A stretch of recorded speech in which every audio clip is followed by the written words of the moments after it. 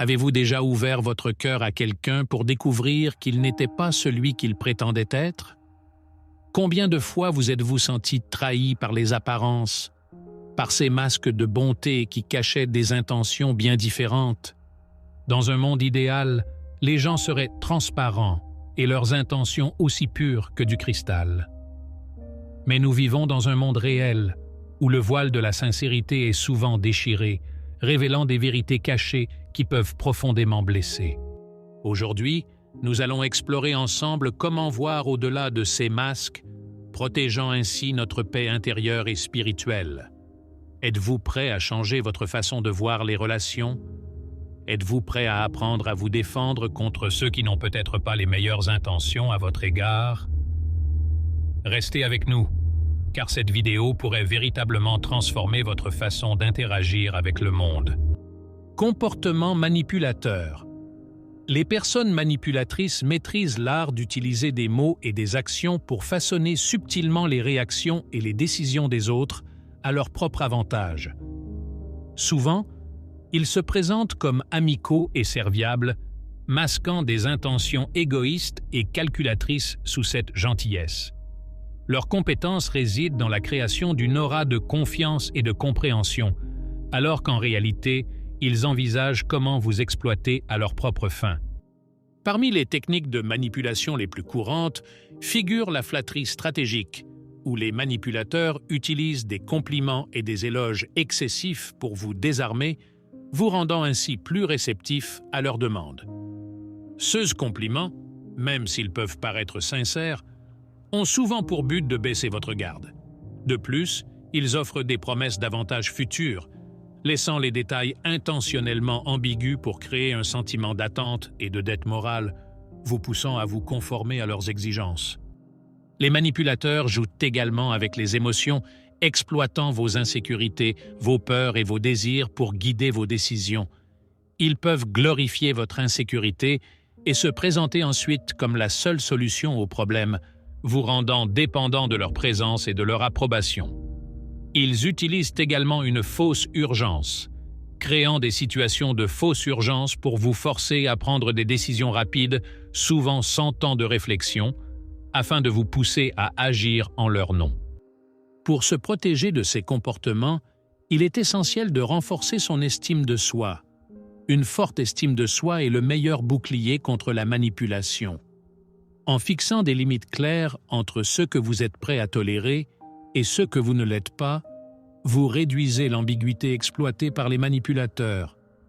Prenez toujours le temps de réfléchir lorsqu'on vous demande de prendre une décision importante. Cela vous permet d'évaluer objectivement la situation sans pression immédiate.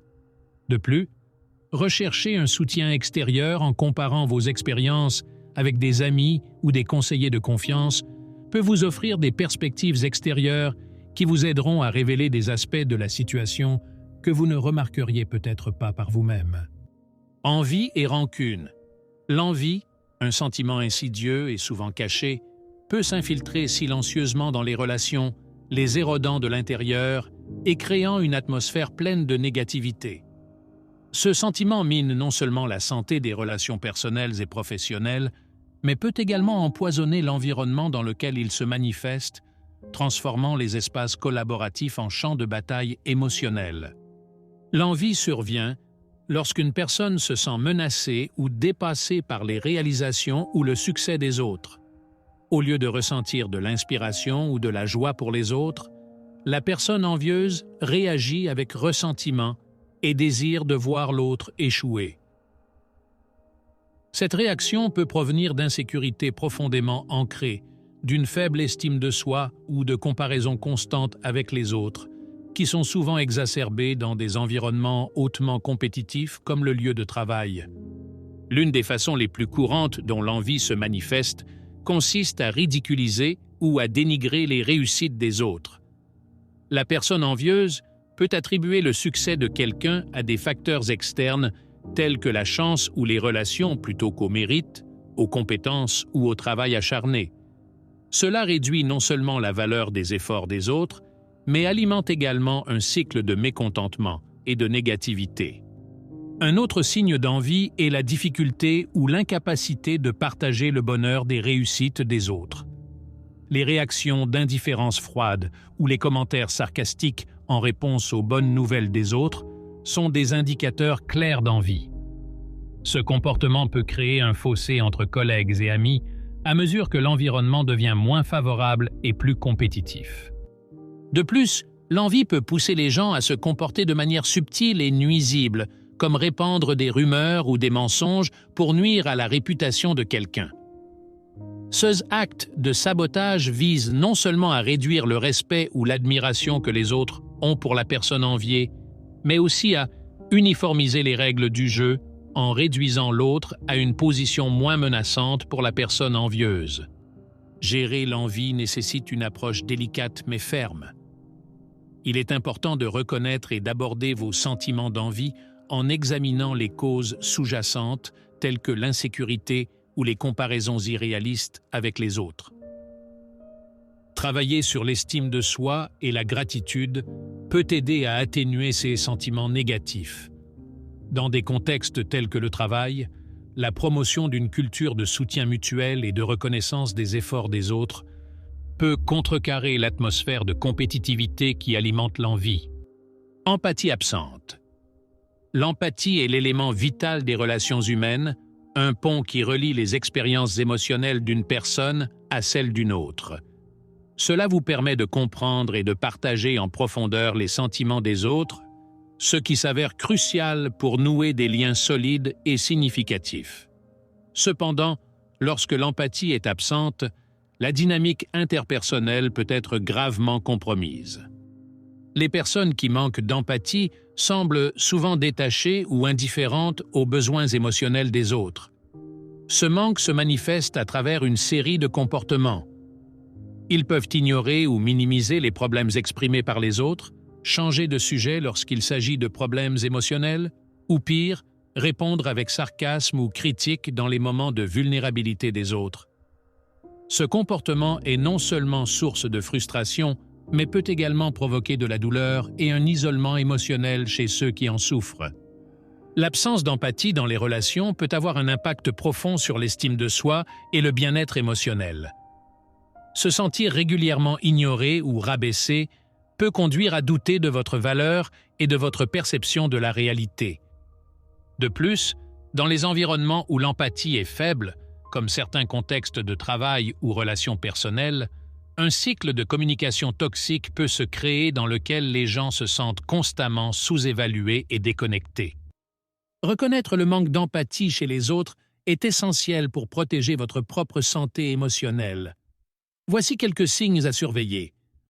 Réaction inappropriée, réponse froide ou hors de propos face à un partage émotionnel important, manque de soutien, peu ou pas d'offres de réconfort ou d'aide dans les moments difficiles. Comportement critique, tendance à critiquer ou à juger au lieu d'écouter et de soutenir. Pour protéger votre équilibre émotionnel face à un manque d'empathie, il est utile d'établir des limites claires et de communiquer ouvertement vos besoins. Dans certains cas, il peut être nécessaire de reconsidérer le niveau d'implication émotionnelle des personnes incapables d'offrir un soutien adéquat. Enfin, il est important de rechercher et d'entretenir des relations avec des personnes qui font preuve d'une véritable capacité empathique, car ces connexions peuvent offrir soutien, compréhension et validation, éléments essentiels à un bien-être émotionnel durable. En fin de compte, comprendre et traiter l'empathie absente chez les autres préserve non seulement la santé émotionnelle, mais favorise également un environnement de plus grande compréhension et respect mutuel, améliorant ainsi la qualité de nos interactions et relations. Confidentialité excessive. Dans un monde où la vie privée est de plus en plus valorisée, maintenir une certaine confidentialité dans ces relations peut être non seulement normal, mais aussi sage. Cependant, lorsque la discrétion se transforme en secret excessif, cela peut devenir un signal d'alarme indiquant que des problèmes plus complexes peuvent se cacher sous la surface. Une confidentialité excessive se produit lorsqu'une personne est constamment réticente à partager des détails personnels, évite les discussions sur certains sujets ou change de sujet lorsqu'elle aborde des sujets plus intimes ou sensibles. Ce comportement peut laisser les autres confus, frustrés ou même méfiants, car l'ouverture est souvent considérée comme un signe de confiance et de proximité dans une relation. Il existe diverses raisons pour lesquelles une personne peut choisir de maintenir un niveau élevé de secret. Certaines personnes peuvent avoir vécu des traumatismes ou des expériences négatives qui les ont amenées à ériger des murs pour se protéger d'une douleur supplémentaire. La peur d'être jugé ou de ne pas être accepté peut conduire les individus à cacher des aspects d'eux-mêmes qui, selon eux, pourraient être perçus négativement. Dans certains cas, la confidentialité est un moyen de maintenir un sentiment d'autonomie et de contrôle personnel, en particulier dans des environnements ou des relations où l'on perçoit une menace pour son indépendance. Parfois, le secret peut en réalité couvrir des activités illicites, des problèmes juridiques ou d'autres sujets graves qu'une personne préfère garder cachés. Face à une confidentialité excessive, il est important de trouver un équilibre entre le respect de la vie privée d'autrui et la nécessité de construire des relations fondées sur la confiance et la transparence. Il est essentiel de communiquer ouvertement sur l'importance du partage et d'être honnête dans les relations en exprimant comment le manque d'ouverture peut affecter la perception et la dynamique de la relation. Si vous pensez qu'un secret excessif cache des problèmes plus graves, il peut être utile d'aborder la personne avec empathie et soutien en lui offrant un environnement sûr dans lequel vous pouvez vous sentir libre de partager sans crainte de jugement ou de conséquences. Dans le même temps, il est important d'être prêt à accepter que certaines personnes ne soient pas jamais complètement transparentes et de réfléchir à la manière dont cela affecte la relation à long terme. Mensonge constant. La malhonnêteté répétée est plus qu'un défaut occasionnel. C'est un signe d'avertissement qui ne peut être ignoré. Les personnes qui mentent constamment créent un tissu de réalité altérée, spécialement construit pour servir leurs propres intérêts. Ce comportement non seulement érode la confiance, mais menace également la stabilité des relations interpersonnelles, transformant l'interaction en un champ de mine d'incertitude et de doute. Ceux qui mentent régulièrement peuvent le faire pour diverses raisons. Pour éviter des conséquences négatives, cacher des vérités gênantes ou manipuler les autres à leur avantage.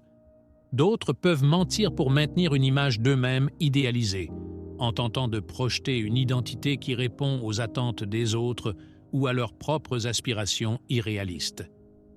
Dans certains cas, la fréquence des mensonges peut indiquer des problèmes psychologiques plus profonds, tels qu'un trouble de la personnalité antisociale ou une mythomanie, un état dans lequel mentir devient une contrainte. Le danger des mensonges constants réside dans leur capacité à déformer la perception de la réalité, rendant difficile la distinction entre ce qui est vrai et ce qui ne l'est pas. Ce biais peut causer des dommages importants, surtout lorsque des décisions importantes sont fondées sur de fausses informations. Il est essentiel de développer une sorte de vigilance critique, en prêtant attention aux détails et aux incohérences des récits. La vérification des réclamations auprès de sources externes peut être particulièrement utile, notamment dans des contextes professionnels ou lorsque les décisions ont des implications importantes. De plus, une communication ouverte peut parfois mettre en lumière la vérité. Confronter la personne à vos préoccupations, si cela est fait avec prudence et sans accusation directe, peut révéler des détails ou des motivations supplémentaires. Cependant, si les mensonges ont un impact négatif sur votre vie, vous devrez peut-être reconsidérer le type de relation que vous entretenez avec la personne malhonnête. Dans certains cas, limiter ou mettre fin au contact peut être la seule solution durable. Si vous avez rencontré ces dynamiques, comment avez-vous réagi? Partagez votre expérience dans les commentaires ci-dessous.